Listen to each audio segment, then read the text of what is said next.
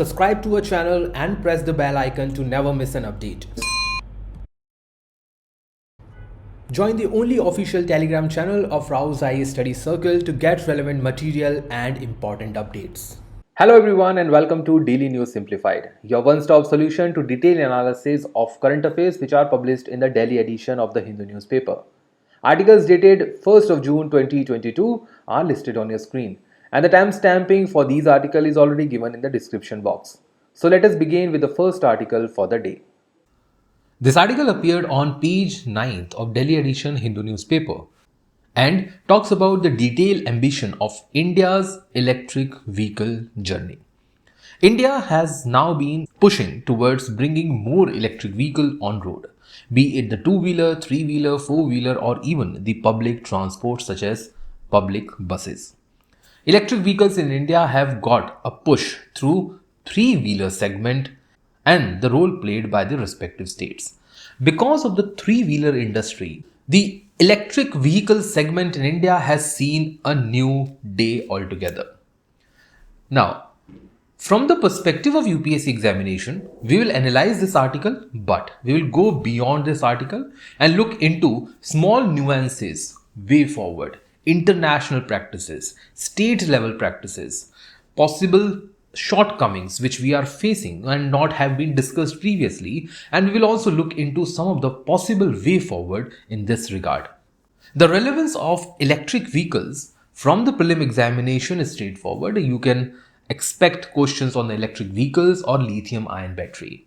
In the mains examination, EVs are important for your general studies paper 3, where questions could be put up with respect to the Indian economy or even at the environmental section. So what we are going to do, we'll talk about the details of the article.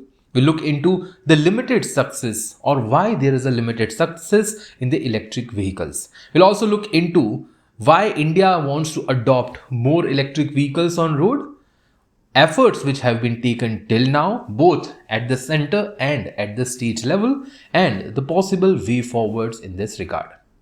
The article actually talks about two important objectives which India has set for itself. The first one being that India wants to double the production of electric vehicles. Till now, there are over 750,000 vehicles belonging to the electric category running on Indian roads.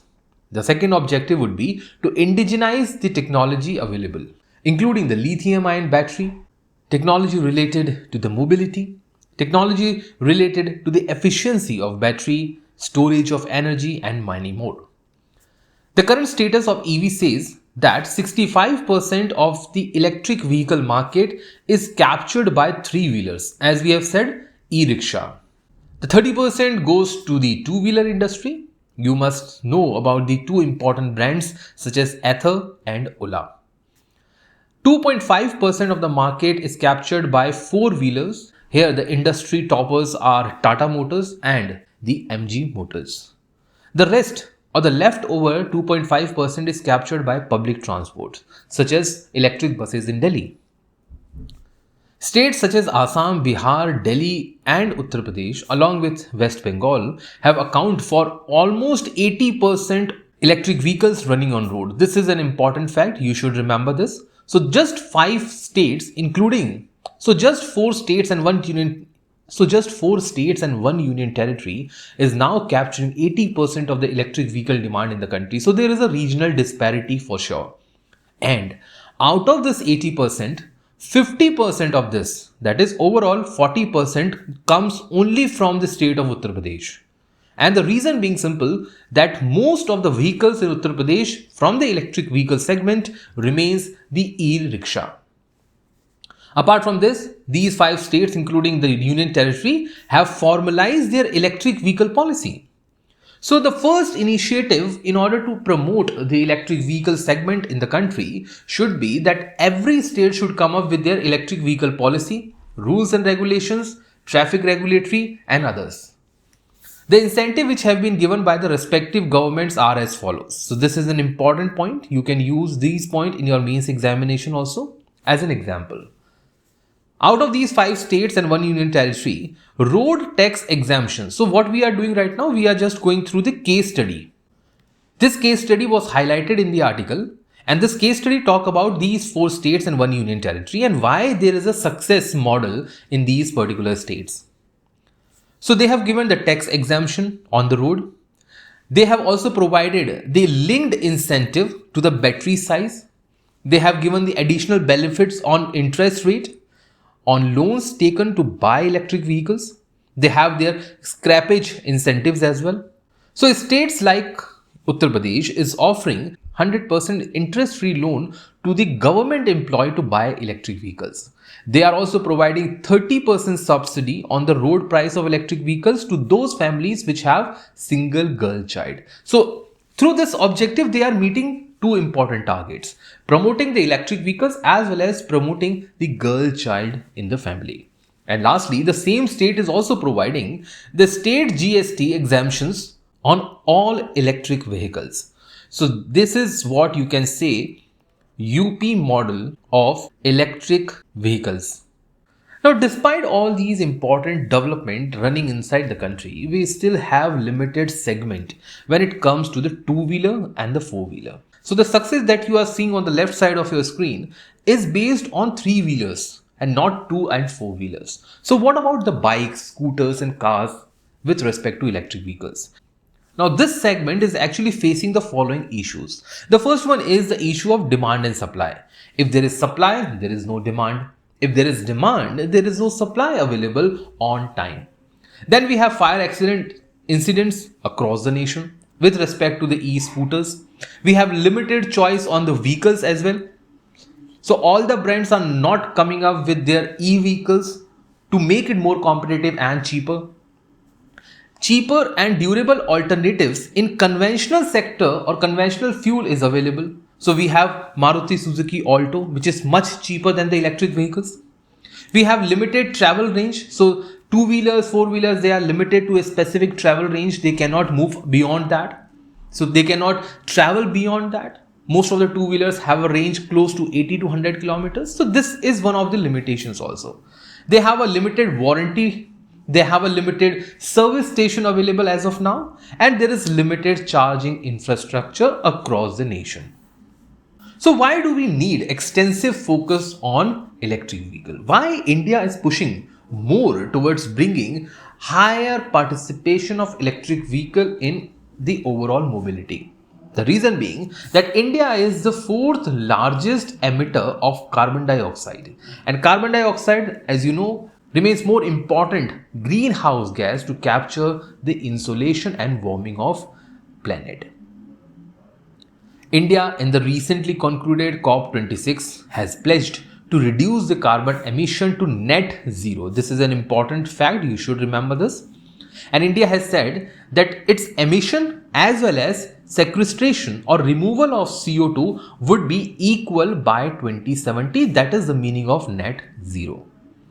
Then India has also aimed to achieve electric vehicle sale accounting for 30% in private cars, 70% in the commercial vehicles and up to 80% in two and three wheelers by 2030. This is a very ambitious target.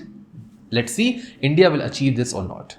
India is also looking to reduce the dependence on other countries for import.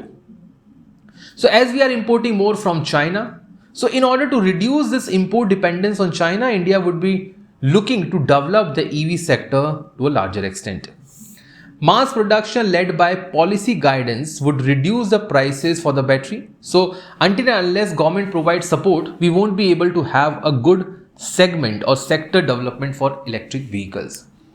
There has been a growth of 133% in the electric vehicles. However, it is still far below than that of the commercial vehicles or the conventional vehicles. In financial year 2021-22, that is just last year, electric vehicle accounted for just 1.32% against what government has targeted in the above second point. Electric vehicles are not priced at par with the other conventional vehicles or conventional fuel vehicle, and they come at a price which is premium to the customer. Accelerated electric mobility revolution for India transport, which is also known by the term e-Amrit portal, has been created. And according to this portal, India as of now have less than 8 lakh electric vehicles which are registered. This is also one of the problem because normally e-vehicles are not registered, so they are running on the road without registration and they are prone to commit accidents. On the other hand, despite having 8 lakh vehicles on the road, we only have 1800 public charging stations, which is far below. A private company has set up a plant in Andhra Pradesh to develop the lithium ion cells as well as has started to manufacture the lithium ion batteries locally. Now, this is a good initiative and this should be followed by other states as well.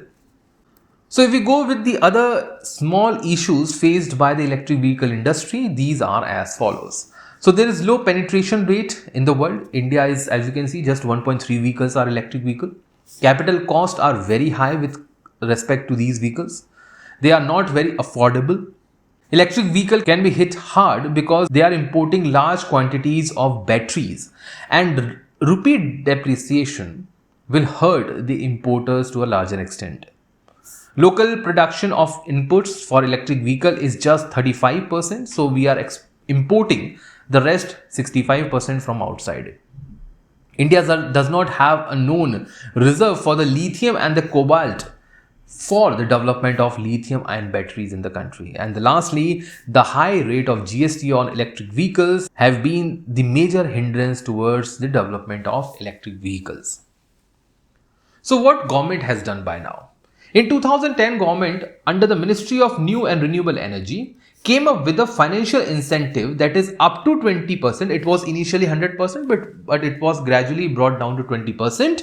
And this incentive should be given directly to the manufacturer for selling the electric vehicles in India. Now, this will help manufacturer to reduce the cost of production, make more margin so that they can be incentivized to produce more. This will also reduce down the price of the vehicle. So, given both these objectives, government launched this program. In 2013, that is 3 years down the line, National Electric Mobility Mission Plan was launched. And this plan had a target till 2022, that is the current year. It was launched to address the issues of national energy security in the country, vehicular pollution, as well as the growth of domestic manufacturing capability. So it has threefold targets. It provided the subsidies to the electric vehicles, as we have seen in the case of Uttar Pradesh also. In budget 2015-16, FAME scheme was launched. The FAME stands for Faster Adoption and Manufacturing of Electric Vehicles in India.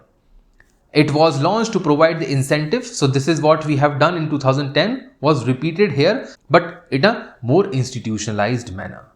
And this incentive was launched for promoting the clean fuel technology and to sell up to 7 million vehicles by 2020. However, as you know, this has not been achieved. Just 10% of the target has been achieved by now. In 2017, Transport Ministry has intended to provide 30% of the electric cars by 2030. This target was too high, up to 80%. However, it was reduced to 30%. And 3 years back, government launched FAME 2, that is the second round of FAME scheme with the outlay of 10,000 crore. It was almost 1000% more than what was conceived in FAME 1 plan. Now, what can we do? Given all the limitations that we have gone through, given the initiative which were taken by the state and the center, as well as the international practices. So, what else can we do? We can do the following. The first one is that government require better uniform regulatory framework in the country. Government has recently brought e-vehicles under the Motor Vehicle Act in order to bring them under the registration number plate, which is a good initiative. Government can also promote the large MNCs, including the foreign MNCs, to produce more through the production linked incentive. We can also attach the FAME Mission 2 with that of the Atal Innovation Mission to promote the indigenization of the technology. We can also provide easy and early recognition of the indigenous technology under intellectual property rights. Simply means we should provide them the copyrights or trademark India should also look into investment in design development focusing on the safety, because safety remains one of the highest concern for electric vehicles. No compromise policy should be adopted to provide ease of transportation, removing the fragment manufacturing, that is, bringing more companies at a particular place, developing the industrial township to promote the electric vehicles instead of going for fragmented manufacturing. Government should also concentrate more on the lithium ion alternative batteries and also promoting the mining sector companies to explore the opportunities outside India, because India does not have a high reserve on lithium. So Indian companies should go outside, especially the public sector companies, and explore lithium ion over there and try to import the same on cheaper prices. So we have international best practices over here, and this international practices proves that European standards says that alternative fuel infrastructure directive in European Union has called to provide one charging point per 10 electric vehicles. So if we go by that, India as of now should have at least 60 to 70,000 charging points across the country. And lastly, government can also look into providing waiver towards the road tax, toll tax, free parking spaces and other benefits to the electric vehicles for their promotion. Given this discussion place, now I will leave you with this prelim related question to practice. So read this question carefully and try to identify the incorrect statement given in the question. I will also leave you with this means related practice question. So whatever discussion we have conducted till now will help you to frame good points to write this answer in 250 words. Let us now move to the next article for the day. This article of the Hindu newspaper appeared on page 1st and talks about the recent publication of GDP related data by the central government. Now, from the perspective of UPSC, such kind of data are important in the prelim examination. And even in the prelim examination, you just need to have basic understanding of definitions, trends, and cause and effect relationship. Beyond that, it is not desirable to go into the details of GDP calculation as such. Even the data up to the decimal limit is not required to be remembered. However, you should know the basic changes in the GDP data over past few months. The GDP growth has slowed down to 4-quarter low and reached 4.1% between the period of January to March. Now, January to March is quarter 4. The first quarter starts from 1st of April and each quarter has 3 months in it. So this was the last quarter. Financial year ended on 31st of March. And that's how we got to know about the GDP, that is gross domestic production, during these 3 months. And according to the data, it has fallen down from 5.4% in the preceding year to 4.1% this year. The reason being that in the last quarter of every financial year, you will find that the GDP growth rate remains one of the lowest. The reason being that this quarter also sees less of the spending by the people, more saving towards the payment of their taxation. So here taxation is not the concern to the government. This is the phase where taxation revenue are one of the highest. When taxes are highest, the consumption automatically becomes low. When consumption becomes low, the GDP automatically becomes quite low.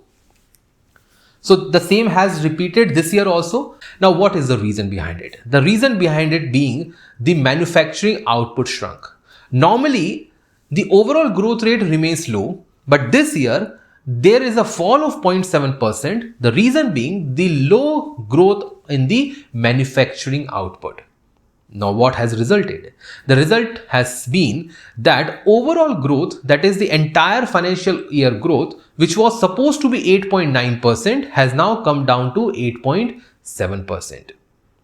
Apart from this, the what is GVA? GVA stands for GDP minus taxes plus subsidy. It is actually the value addition to each and every product, goods and services.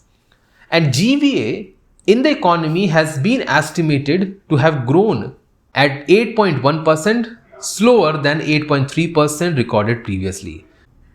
So be it the GDP, be it the GVA, or even the quarter-led economic growth, all three have reduced, and the reason being one, that there is low output on the manufacturing front. But there's a good news also. The good news is that the real GDP, that is the nominal GDP, when indexed to the base year prices, we get the real GDP. So real GDP shows the actual increase in the goods and services across the nation. So overall increase in the GDP has been far above that what we have had in the pre-pandemic level of 2019 and 20. This is something good and should be the point to cheer. So overall, real GDP has increased. However, the nominal GDP, because of the manufacturing sector, has reduced. So this is the basic thing which you should go for whenever you find such kind of articles in the newspaper. With this discussion, please let us now move to the next article for the day.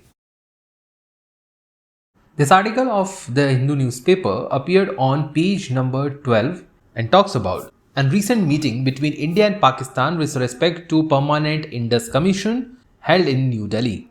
Now, from the perspective of UPSC, this topic is important in your prelim examination with respect to this Permanent Indus Commission, Indus River, and the basic historical background. So, from the same respect, we will take up this article today also. So, background of Permanent Indus Commission shows us that this commission was created under the Indus Water Treaty of 1960. And the background of the treaty is that just after the independence, Inter-Dominion Accord of 1948 was signed. The reason for calling it as an Inter-Dominion is that both India and Pakistan were Dominion state in 1948 after the independence.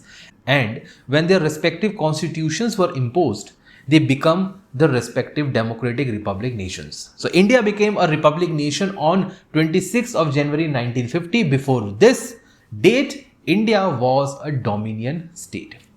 So an Inter-Dominion Accord of 1948 was signed between both these nations. And under this accord, Pakistan was allowed to utilize the water supplied by India on a payment of annual fee. However, it was not successful. As we know, Pakistan back then was not a wealthy nation, plus it has antagonistic relationship with India. Again, in 1951, just 3 years down the line, both the countries applied for World Bank for their funding in their respective irrigation projects. The moment irrigation projects were announced, there was a bitter relationships further. How? Because Pakistan claimed majority of the rivers of Indus Valley. On the other hand, India made the same claim. And this led to the inter-water dispute or conflict between both these countries. As World Bank was going through the important terms of different rivers and important irrigation projects, World Bank itself offered to mediate between both these nations. And because of the World Bank's mediation, in 1960, Indus Water Treaty is signed. Now, treaty is something which is binding and mandatory to be followed by the signing member. So this is not an accord, this is not a convention, this is a treaty that should be binding and mandatory for both the nations. And that is the reason this is the unique example between India and Pakistan, where the cooperation limit has been at the highest possible stage given the other bilateral issues. According to this treaty, 6 rivers were divided between both the nations. Indus, Jhelum and Chenab were given to the Pakistan, and the water of Ravi, Bias and Satluj was directly under the Indian control.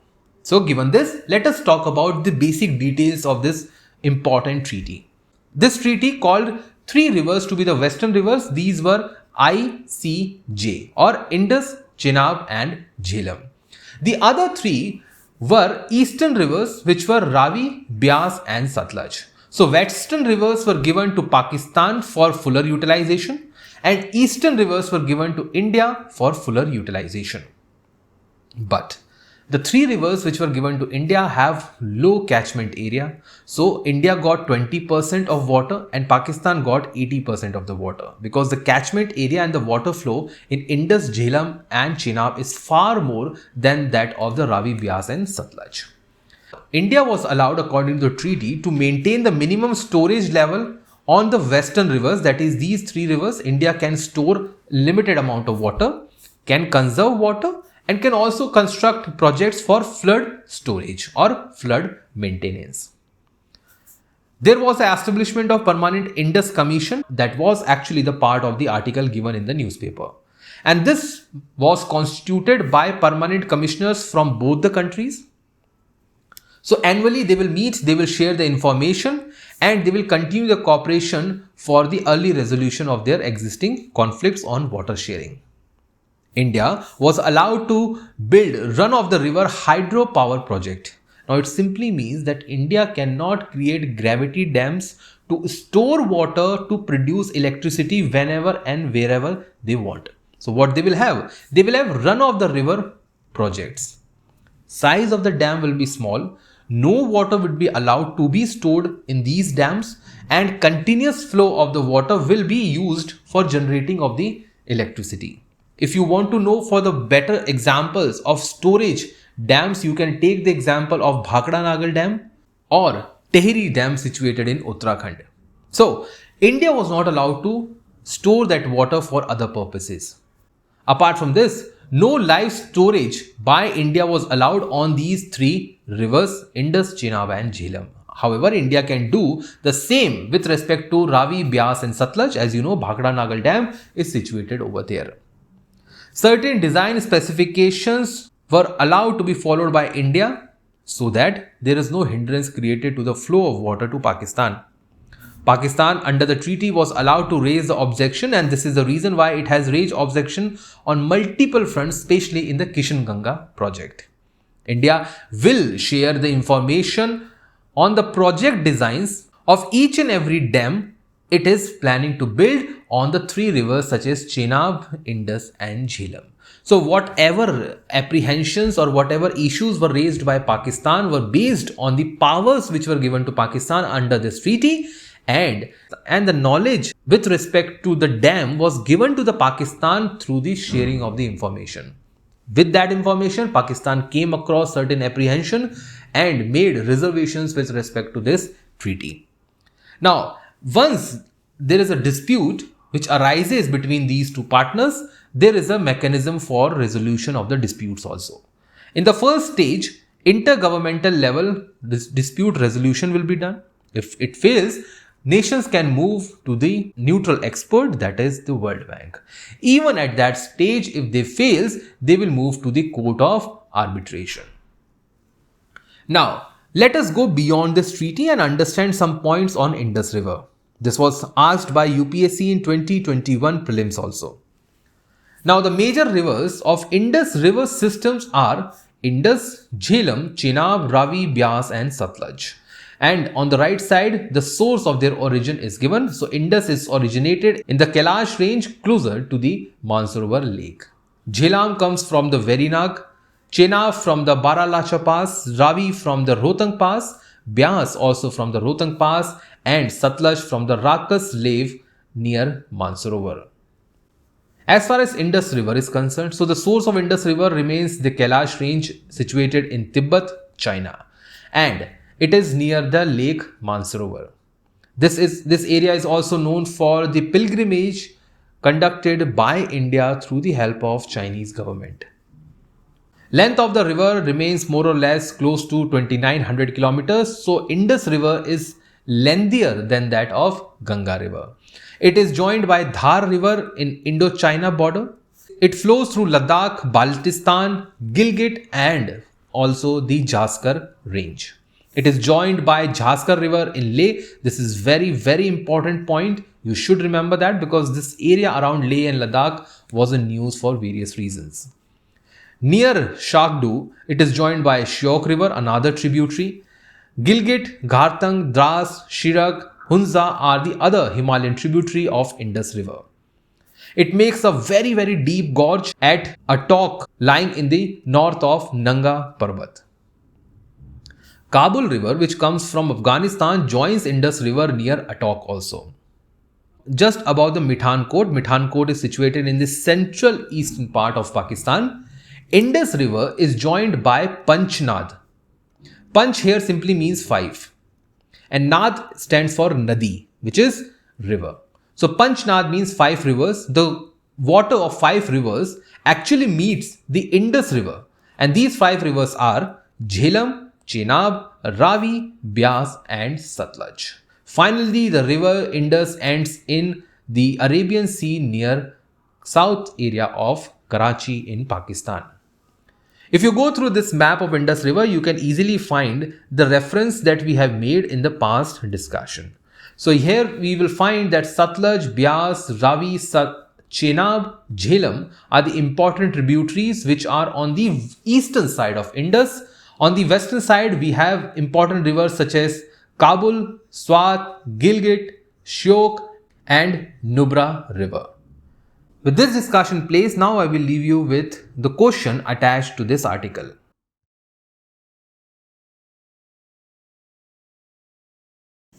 This article of the Hindu newspaper appeared on page number 16 and provides India's reservation to oppose World Trade Organization's rules with respect to the custom duties imposed on e-commerce. Now, India has stated that it will strongly oppose the continuation of the moratorium on custom duties imposed on e-commerce trade at WTO's meeting to be held in Geneva next month.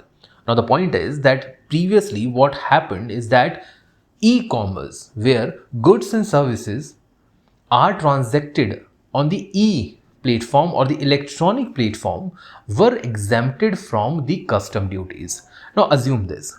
Let's say you have ordered an e-book from a website which is situated or which is based in European nation. Now if you have ordered that book will be transferred to your account electronically and no custom duty will be paid on that. Now, as you are importing something, you are not paying any custom duty. But if you are importing something in a physical format, let's say you have ordered a physical book via the same website, you will pay the custom duties on Indian borders. Now, India says that such kind of custom duties are required by the developing countries so that they can meet their developing needs. On the other hand, developed nation says that such kind of duties should be removed permanently, although they have not been imposed, but they should never be imposed in order to promote the global e-commerce. The reason being simple, that developed nation wants more penetration of their particular companies in Indian market or even in the markets of the developing countries. Now, this is the major issue between both developing and the developed nations with respect to the custom duties to be imposed on e-commerce. Now, India has argued that if India provides exemption or permanent moratorium on such kind of custom duties, it will degrade its own policy for digital advancement. Now, if we allow such kind of custom duty free environment, it will definitely promote the e-commerce from America, from UK, France, other companies including Japan, Australia, and it will degenerate India's own entrepreneurship. Now, the 12th ministerial meeting of World Trade Organization which held last year was postponed indefinitely. Reason being simple, that there was no consensus which was created between developing and the developed nation on the point of e-commerce custom duties. These nations, the member nations, were supposed to discuss the extension of the moratorium on custom duties for further years. However, developed nations have provided arguments to completely remove this postponement and clearly defined that no custom duty should be imposed on e-commerce going from one nation to the other nation. Thereby, they have left the uncertainty with respect to the custom duty on global e-commerce transactions. Now, according to the World Trade Organization, e-commerce is defined as production, distribution, marketing, sale, or delivery of goods and services such as films, music, video games, softwares, and others by electronic means. So, definition is simple and straightforward. In 1998, World Trade Organization members came across and gave the Declaration on Global Electronic Commerce, and under this, they decided not to impose, please keep this in your mind, they decided in 1998 that no custom duties will be imposed on the e-commerce transaction. And this moratorium to not include custom duty will be renewed every 2 years. Now, whenever the ministerial conference meet, ministerial conference is the highest decision making body of World Trade Organization. So whenever they meet, they extend the moratorium by 2 years. Developed nation says that do not extend it by 2 years, just remove this moratorium forever and keep the norm that no custom duty will be imposed. As developed nations are the major exporter of these goods, they will benefit the most. On the other hand, the developing countries like India will face hurdles in promoting its own e-commerce transactions across the global platform. Now, these are the for and against arguments that yes, permanent moratorium should be provided as suggested by the developed nation. On the other hand, we have that no permanent moratorium should be provided as India has argued. Now we have arguments on both the sides. Let's discuss them one by one. There is low share of digitized goods in the overall trade. So digitized goods only amounts to 1% of overall merchandise trade in the world. So if we remove the moratorium, it is not going to impact the global economy as such. Secondly, it will promote the growth of other sectors. So once we know that there is no custom duty imposed on the export and imports of e-commerce, other sectors which are relying on these e-commerce websites or transactions will focus more towards their business growth. So whether the advertisement which are coming on these sites or the other areas which are working as a subsidiaries to the e-commerce will benefit a lot. The next argument is that if the government goes for imposing the custom duty on e-commerce, it will adversely impact the consumer choices and their demand with respect to the international products of high quality. Then we have the issue of administrative challenges. So, the international transactions of e-commerce are very hard to identify. They are very hard to, it is very hard to identify who has ordered, when, where and how. And given the millions of transactions, it is hard for the administrative agencies, the tax collecting authorities to get exact value of transaction in their collection. The last one is the pluralative approach. Pluralative approach simply means that developed countries are now focusing more towards plurilateralism. It simply means that they are focusing on those arguments where the plural or the majority of the WTO members are agreeing.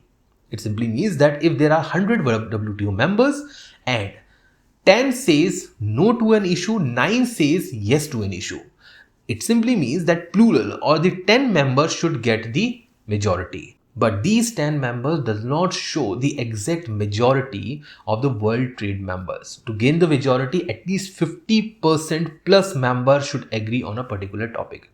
So, developed nations are now promoting the plurilateralism where small majority try to win the argument. Now coming to the no or the against points of moratorium. Now India says that yes, custom duties in the near future should be imposed on e-commerce. Let us see why. The first one is the revenue loss. South Africa and India has published a separate research paper in which they have argued that there is a loss of $10 billion to the developing nations if they do not impose custom duties. The second argument is that it will have an adverse impact on the developing economy because they will lose 95% of the revenue margin. Now how it is done? See, if 100 goods are transacted between developed and developing countries, out of this 95 comes from developed nations and 5 comes from developing or least developed nations. If least developed countries are imposing duties on these 95, they will definitely gain on the revenue earning. That is the argument which is mentioned in the second point. Then we have rapid technological advancement. Now, given the rapid technological advancement, least developed countries or developing countries are far behind that of the developed nations with respect to the entrepreneurship, penetration of internet and others. The next argument is that it will ensure Atmanirbharta of Bharat. So, indigenization, promotion to the domestic entrepreneurship, Skill India movement, Make in India movement, and others will get a boost once there is a custom duty imposed on the imports coming by e-commerce platform. The last one is that India has always supported the rule-based, that is rule-based rules of WTO, rule-based multilateral trading system to function under the WTO regime, instead the plurilateralism supported by the developed nations. So, given the discussion on this article, now we will move to the last part of today's Daily News Simplified, that is question of the day. So, here is your question of the day. The answer to yesterday's question was option B, that is only the second statement is correct. The first statement, which says annual status of education report is led by National Council of Education, Research and Training, is wrong. The question for today is, consider the following statement. India, unlike other nations, imposes custom duty on e-commerce transaction under WTO rules. The second statement says only services are exempted from the taxes under the e-commerce transaction. So you have to identify the correct statement out of these two and do comment your answer in the comment box. That's all for today's Daily News Simplified. Thank you.